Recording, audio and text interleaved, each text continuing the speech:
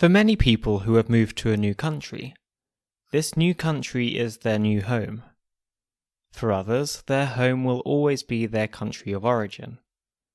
For others still, their home is not their country, but where their family lives, or the town where they were born, or the house where they grew up. There is no one definition for home. And if we look at German, there is no one single translation for home either. Heimat, Zuhause, Daheim, all of these mean home, but do they really mean the same thing? That's what this final episode of this series is about. So for the last time this series, let's crack on with the show.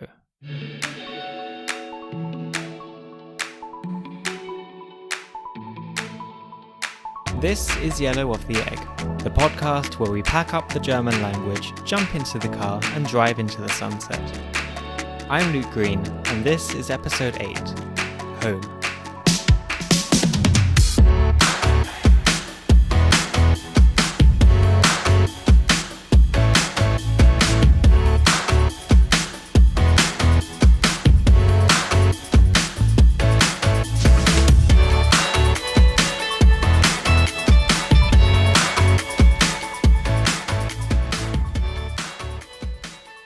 Home is a multi-level concept, I would say, in any language.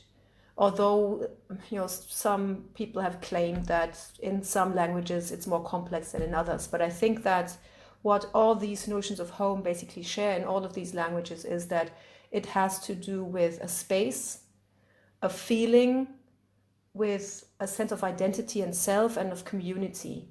Sarah Heinz is a professor for English and Anglophone literatures at the University of Vienna. Among her many research interests, she has published and taught courses about transnational discourses of home and homeland. She recognizes that although there appears to be some general agreement as to what home is, there are many different definitions, especially concerning the scale of home. It's extremely varied in terms of its levels. The globe can be assessed as home, a nation can be home, a city can be home, a house can be a home, but also my body or even my mind can be a home. So it's basically multiple levels, but also concentric circles, I would say. Considering the vast number of different kinds of home and ideas of home that exist, you would expect there to be multiple ways of referring to them. In English, all of these different levels and notions can be captured by the single word home. In German, we don't have just one term for it. So what are these different German words for home? I would say it's Heim, Daheim, but also Zuhause. And it can also be Heimat. Those would be, I think, the most common translations, which in themselves are already extremely varied in their meaning in the German language. But it can also be a house. But in that sense, I would say house does not really mean, a house can be a home, but the German word house doesn't mean home, because the English language also has house. Houses obviously are for many people homes, but the translation wouldn't be house. These different words all mean very similar things. Heim, Daheim, Zuhause, Heimat. They are all equivalents of the word home after all. But they do have rather different connotations, for example, in terms of emotional attachment. Well, Heim has this typical connotation of coziness, warmth, security, I would say. Heim also being the home of a family, connected with family life, so a space where you probably grew up, and therefore also very close to Heimat. Therefore, I don't think it's a coincidence that it's Heim and Heimat. If you say in German that ich gehe heim or da bin ich daheim, it's usually a very positive attachment to a place, but also to the people in this place, which is different from nach Hause, I would say. Nach Hause can be you're going to the place where you're currently living. It's very interesting that many people actually call the place that they have moved into a flat, for example. They have moved to a different city and they have rented a flat. And this means nach Hause, ich gehe nach Hause. But if they go home, so ich gehe heim, ich fahre heim, mostly means back to their home place in the sense of they're visiting their parents. So a sense of origins and belonging and community, and a place that is strongly connected to how you became the person you are now. So there is a very strong distinction between, I would say, Zuhause, which can also be emotional, but ich gehe heim, is, I would say, more intensely emotionalized for most people. Of course, these distinctions are not clear-cut, and you are likely to hear people referring to their family home as their Zuhause too. But it's interesting that the more emotionalized of the two contains the word Heim, the cognate for home, whereas the slightly less emotionalized one, Zuhause, instead contains house, which corresponds to the English word house and simply refers to a building. That is surely no coincidence. But while Heim tends to be the term that evokes more intimate and personal emotions in verbal phrases like Ich gehe heim or Ich bin daheim, things look a little bit different when you start using Heim as a noun. Well, specifically in the German context, Heim is mostly an institution. That's very weird, because if you look at the connotations of daheim and ich gehe heim oder ich fahre heim, that is mostly very positive, connected to parents, a place of origins, whereas ein Heim or das Heim is mostly an institution, for example, for orphans, Waisenheim. That's an orphanage. Or Heim für schwer erziehbare Jugendliche. Which is a kind of institution for difficult or troubled teenagers. Literally a home for difficult to educate adolescents. It shows you how much these institutionalized contexts for orphans, in prison-like contexts, hospital-like contexts, try to cash in on the sense of a homely space in which people are safe. Although, and this is specifically true for Altenheim, an elderly home, for most people being moved to these contexts, it's their worst nightmare. So most elderly people have this intense fear of being moved from their Zuhause, from their home, from their own homely space into an Altenheim, so an elderly people's home, because that's totally not home. So you see how specifically these state institutions try to use the positive emotional connotations of the home concept to basically draw a positive image of state institutions taking care of orphans, elderly people, the mentally ill, etc. So in that sense, as a noun, I would say it has definitely a negative connotation, but the fact that this notion is being used for these state institutions shows you how intense state institutions are interested in painting this in a very positive light. We have a similar situation in English, of course, where we use the word home to also refer to institutions which for many are less than pleasant and about as far away from home as they could imagine. Yes, and specifically these places are turning into everything that your real personal home was not. Also in terms of the practices that you were used to in your own homely space, in your own home space. For example, how you prepare food, when you go to bed, how you can meet other people, and all these being restricted or even forbidden in the new context of the home. For example, the home of the elderly, where you very often can't bring most of your furniture, where you have visiting hours, where you have restrictions, where you're not cooking your own meals and you might not even like the food. And everyone who has been hospitalized for even a few days knows the sense of, oh, I want to go home. So it's all the practices that turn a house into a home are basically lacking in these institutions that call themselves Heim. This is made all the more obvious by the way Heim is used grammatically in this context. You refer to these places as ein Heim. Yeah, and I think this indefinite article, it's you're being put into a home. It's not yours, it's not the. It's just a home that is not even a home. So Heim, as a word for home, can be very intensely emotionalized, but at the same time can mean the very opposite of what we understand to be home. So what about the clearly very closely related word Heimat?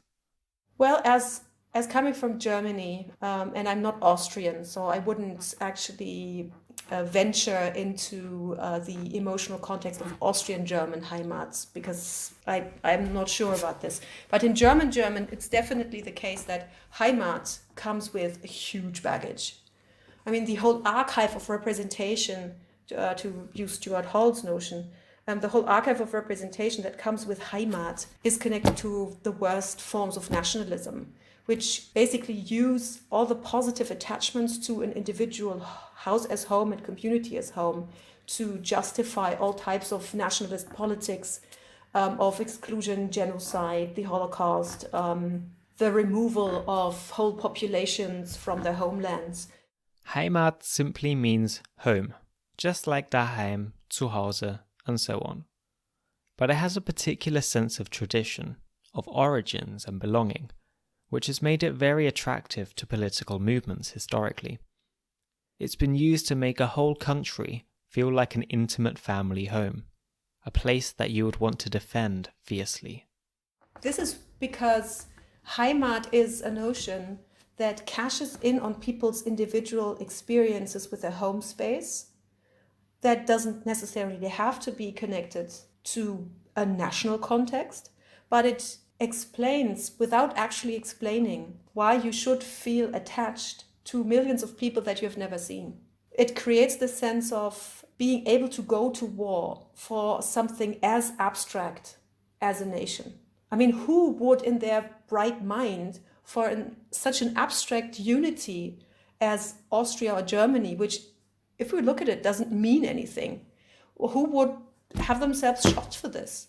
But if you dress it up as Heimat, this means you're doing this because this is your family. Of course you don't want your kids to be shot, so you go out and let yourself be shot. So the sense of the abstraction of nation is being taken away by dressing it up as Heimat, because we all know what home is. We might not really have a sense of feeling what the nation is, because most of the people that we are affiliated with via the nation, we will never see them.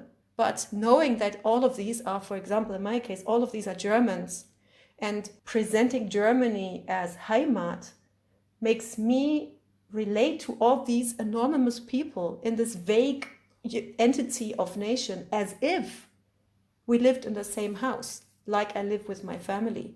So it basically elides the explanation of why we should feel any attachment to this vague blur of national identity, and makes people do the strangest things.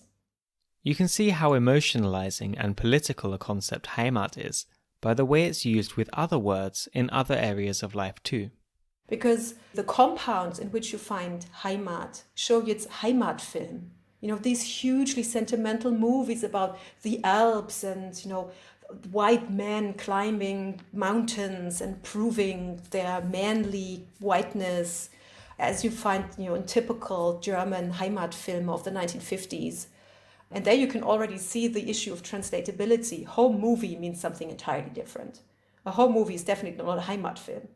So this Heimatfilm, Heimatliebe, Heimattreue, all of these are very strongly politicized concepts. This notion of Heimat seems to be especially loved by populist, right-leaning and right-wing political parties. The word has become a staple in the political campaigns of parties such as the FPÖ, the Freiheitliche Partei Österreich, the Austrian Freedom Party, who have used slogans such as sichere Grenzen, sichere Heimat, so secure borders, secure home. But increasingly, over time, the word Heimat is starting to lose its decidedly right-wing nationalist associations, or at least it's being diluted. It's not just the right-leaning parties that use this word anymore. For instance, not too long ago, the SPÖ, the Sozialdemokratische Partei Österreich, the Austrian Social Democratic Party, had a poster with just the word Heimat in big capital letters, and written underneath, Wien ist, was wir draus machen. Vienna is what we make of it, which doesn't even directly seem to have much to do with Heimat at first glance. In one of their campaign billboards, The Austrian Green Party played on the part of the Austrian national anthem that contains Heimat, and in the 2016 Austrian presidential elections, it was not only the right-wing FPÖ candidate Norbert Hofer who used Heimat in his campaign. His opponent, the former leader of the Green Party, Alexander van der Bellen, also used Heimat repeatedly in his campaigns, with slogans such as Heimat braucht Zusammenhalt, home needs solidarity. If the word Heimat has historically had such nationalist connotations, why has it become more popular with all parties? Well, I think the main impulse to use it for both conservatives and liberals is to very shortly explain how you are supposed to relate to both political parties and your national community. And Heimat is the shortest way towards that, because you don't even have to explain. There's no need to explain to people how they should feel about a home space, because we all do this every single day. And I think the fact that also left-leaning liberal parties are tending to do this is because political issues or specific political issues tend to become less a topic in all types of electoral campaigns, increasingly. And with the Wien-Wahl, the Vienna elections, which took place in October 2020, you could see that many of the billboards, etc., that the different parties used were not really interested in dealing with specific issues, but rather with a sense of where do we belong, where should we as a community go. So I think this tendency for all, across the political spectrum to use Heimat as a sense of attaching, or at least trying to attach voters to their party, doesn't really use this nationalistic notion that you would expect from a right-wing party, but this sense of emotional attachment that everybody has, which is why I think it has become increasingly accepted for all, politicians to at least refer to Heimat as a concept. And there are very few parties, even the Greens, with a sense of, we have to conserve the natural environments of our Heimat. Even with parties that you wouldn't expect to use this word, have tended to reappropriate it in recent years. Where it was once used as an unmistakably nationalist term, Heimat is starting to become more and more positive again. Some still believe this word is a no-go. Some even going as far as to say it's a taboo term and should be banned. But the meanings, use and connotations of words change all the time, and Heimat is no different. It's interesting that, 30, 40 years ago, you would have known right from the start, before you would have even seen a placard or something, who would be using this term. And these days, everyone can, because it has taken on more positive connotations, more connected to the emotional value of home, Zuhause, daheim, and has been disattached or detached from a straightforward nationalist, fascist context. Which, I don't want to evaluate this. It's not undangerous, but it's also very understandable, because it's the easiest way to make an emotional claim on your voters without having to explain anything. It's the closest way to people's hearts, in a way, you could say. Even so, there is so much baggage that comes with Heimat, both historically and in the present day, as an extremely political term.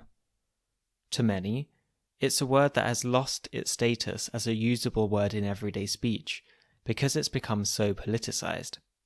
But does that mean it's not used at all outside of political contexts?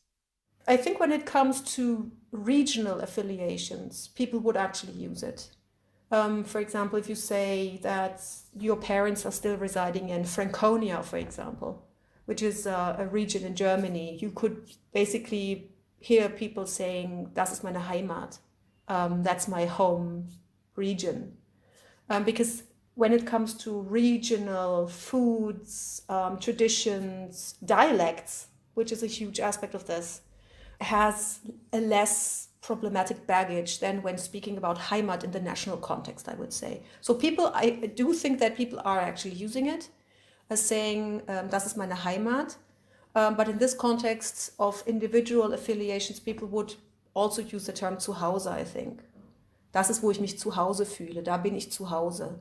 Whereas Heimat is always at least a bit implies this, this national context of a larger national community of people with the same passport, the same language, not the same dialect, but the same language and the same ethnic traditions, etc. We see it time and again that different words for home are used to evoke emotions and connections that might not otherwise exist. You can call institutions a Heim, even though they are often all but homely. You can refer to a whole nation as a Heimat, even though you have never even met the vast majority of the other people living in that country. Heim, daheim, Heimat, these are all used to try to make something feel like home that otherwise likely wouldn't. At the same time, there are situations and contexts where these words for home are avoided, even though it would arguably make sense to use them. These situations are usually where the home no longer has these positive connotations. Home is usually a place that you can use to escape from the world. But if home is a place that you can't escape from due to violence or having to keep issues and a sense of identity from the people in your most intimate surroundings, also when it comes to sexual orientation, ethnicity, religious orientation, etc. I mean, imagine the most intimate and positive space turning into your personal hell.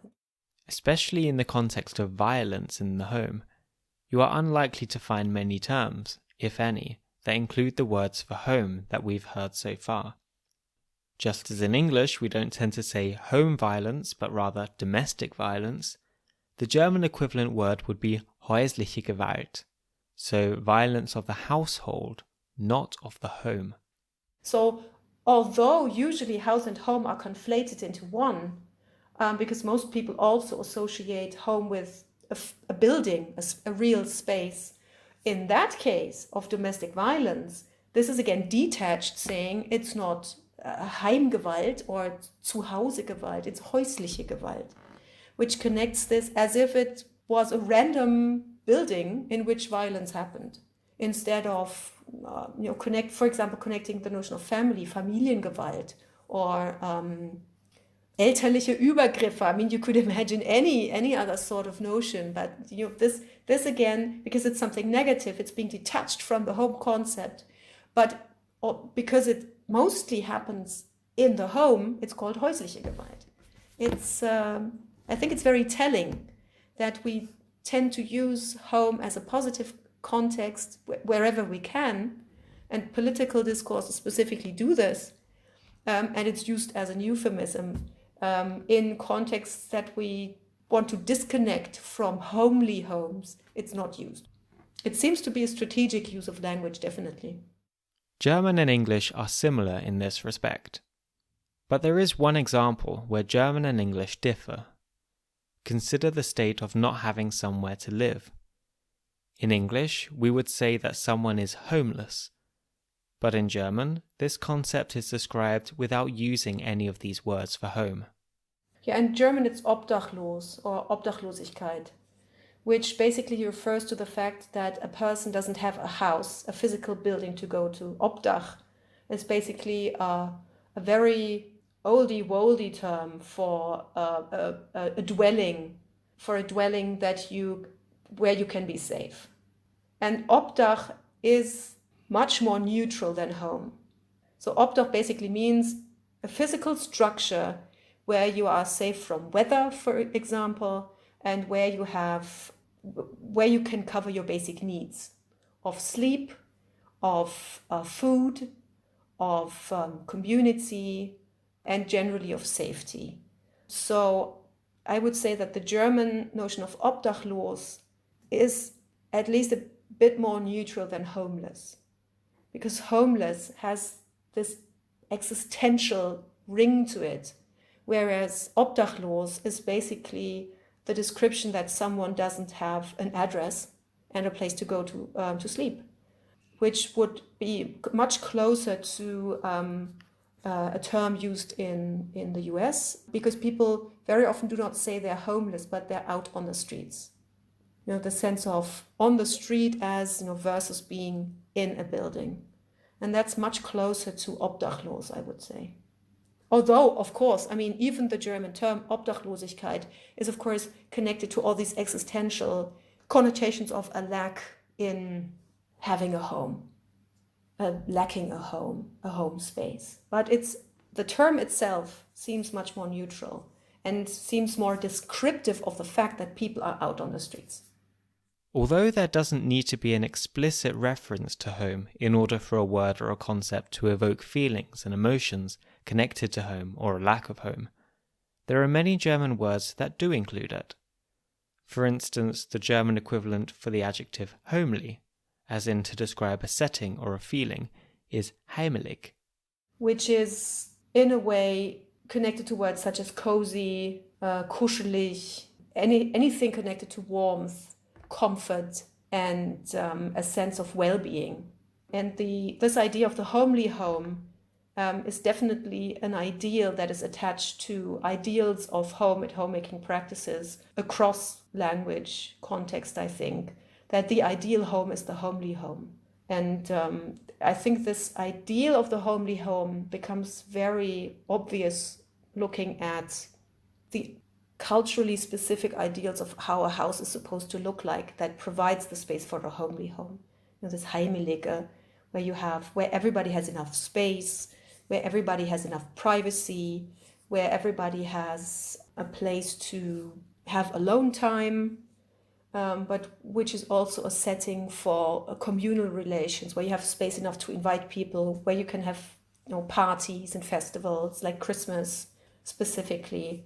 I would say this, Christmas is a very good example when it comes to this ideal of the homely home. Then, this atmosphere of heimelig. It was really, das war wirklich heimelig, anheimelnd, also as an adjective where people feel comfortable, relaxed, and also open to talk about things that they wouldn't probably talk about to other people. If you think about home as a space of trust, and as Sarah says, where people feel they can open up and talk to people about things that would otherwise be a secret, it's not surprising that the German word for secret, Geheimnis, also contains Heim itself. Because a Geheimnis is something that you wouldn't share with anybody, or only with a very, very few people who are very close to your heart. So in a way, it is connected to your most intimate sense of self, which is what home is as a concept. Home is identity, home is the self. And you're at home, or you can be at home only in places or spaces or with people that you feel are connected to yourself in any way possible. Not only spatially, not only nationally, but in all senses. But it has something to do with you, with who you are. And a Geheimnis, a secret, is something that you keep. And you keep secrets, or you tell your secrets to people. And sharing a secret can be, like all acts of sharing, an intense way of creating relationships. Telling someone, I have never told this to anyone, but I will tell this to you, creates this sense of intense intimacy, which is typical of home. Similarly, we have the word heimlich. Heimlich is obviously connected to something being secret, or to having to be a secret, where you're doing something in secrecy. And then we get the very interesting word unheimlich, which is rather more scary and uncanny, as the English translation would be. If you imagine heimlich to be secret and hidden, imagine unheimlich to be where these things that are meant to be secret and hidden, even suppressed, are revealed. This sense of home being not only a setting for the most positive experiences, but also a kind of a space of the return of the repressed, where the most homely place can become the most unhomely place. The heimlich, unheimlich, with, hauntings, ghosts, etc. And you can see this in Gothic literature, obviously, that the most scary spaces can be home spaces, where it's not heimelig, but it's unheimlich, and where things that are supposed to be kept secret come to the surface and haunt the house. Haunted houses with these unheimlich, specters and nightmares. All of these usually appearing in the most homely space you can imagine. When you sleep, for example, in a safe space, your bed, etc., and then this nightmare comes to haunt you. And I think this puts this actually into this notion of heimlich, heimlich, and unheimlich, puts into a nutshell the ambivalences already inherent in a seemingly predominantly positive notion that is home. It's clear that there are some vast differences in the way home is expressed in English and German.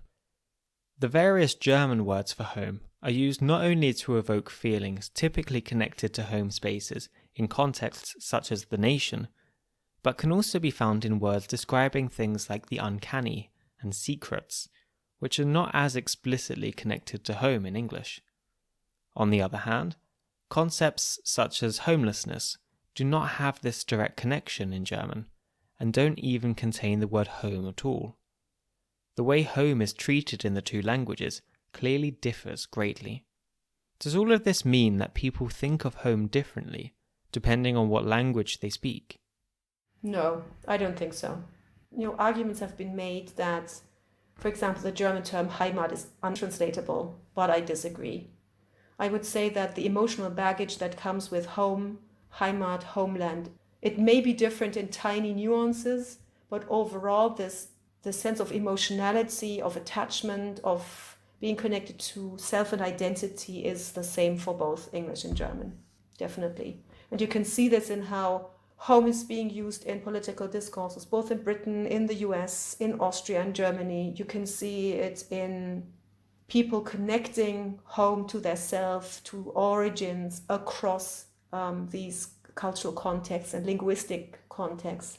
And I have taught seminars and workshops on home in several different language contexts, and what everybody comes up with is basically, home is where I can be myself, home is where I come from, home is where I belong, home is where I'm safe. So it seems to be, all across the board, both in English and German, it seems to have the same emotional, not only the same emotional baggage, I would say, but the same emotional connotations and added value.